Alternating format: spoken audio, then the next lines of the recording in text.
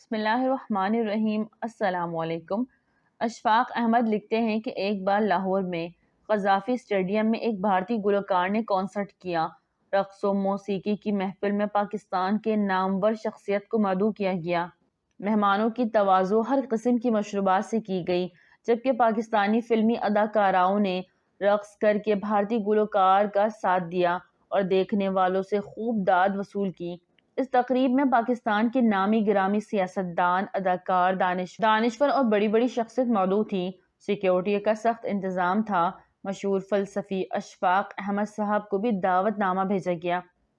اشفاق صاحب جب Gaddafi stadium پہنچے تو انہیں احساس ہوا کہ وہ دعوت نامہ ساتھ لانا بھول گئے ہیں۔ انہوں نے سیکیورٹی کے عملے سے کہا کہ وہ دعوت نامہ لانا بھول گئے ہیں، انہیں اندر آنے دیا جائے۔ سیکیورٹی والوں نے انہیں اندر نہ آنے دیا۔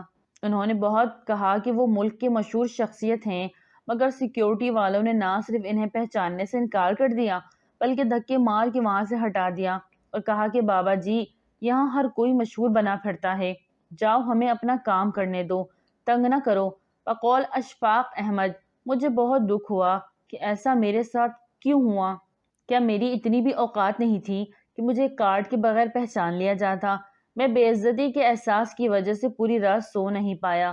صبح اٹھ کر جب اخبار دیکھا تو اخبار بھرا پڑا تھا گزشتہ رات کی تقریب کی خبروں سے۔ سرخی تھی، بھارتی گلوکار کارگل میں بھارتی فتح کا جشن منا کر چلا گیا۔ بے وقوف پاکستانی شراب کے نشے میں دھت ڈھول کی تاب پر بھارتی فتح کا جشن منا رہے تھے۔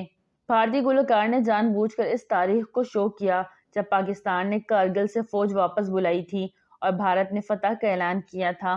افسوسناک بات یہ ہے کہ پوری رات پاکستان کی خواتین بھی ناچتی رہی اور پاکستان کو رسوا کرتی رہی۔ تقریب میں شامل ہونے والی تمام شخصیات کے ناموں کے ساتھ تصاویر بھی شائع ہوئی اور آخر میں لائن یہ تھی کہ اس تقریب میں اشفاق احمد بھی مدعو تھے، مگر وہ اس ذلت آمیز تقریب میں شامل نہیں ہوئے۔ یہ خبر پڑھ کر میں نے اللہ کا لاکھ لاکھ شکر ادا کیا کہ اس نے مجھے ایسی جگہ سے دھکے مار کر نکلوا دیا جہاں میرا ملک بدنام ہو رہا تھا۔ اللہ نے مجھے ایک گناہ سے بچا لیا اور میں اس کے اس احسان کا شکر ادا کرنے کی بجائے ساری رات غمگین رہا۔ جس بات کو میں اپنی بے عزتی سمجھ رہا تھا، اس میں تو میری عزت تھی۔ اللہ کے ہر کام میں مصلحت ہوتی ہے، جو جسے چاہے عزت دے، جسے چاہے رسوا کرے۔ اللہ سے بدگمان نہ ہونا، وہ سب جاننے والا ہے اور بہت حکمت والا۔ سبحان اللہ۔ ناظرین، ویڈیو اچھی لگی تو لائک کریں، چینل کو سبسکرائب کریں اور دعا میں یاد رکھیں۔ السلام علیکم۔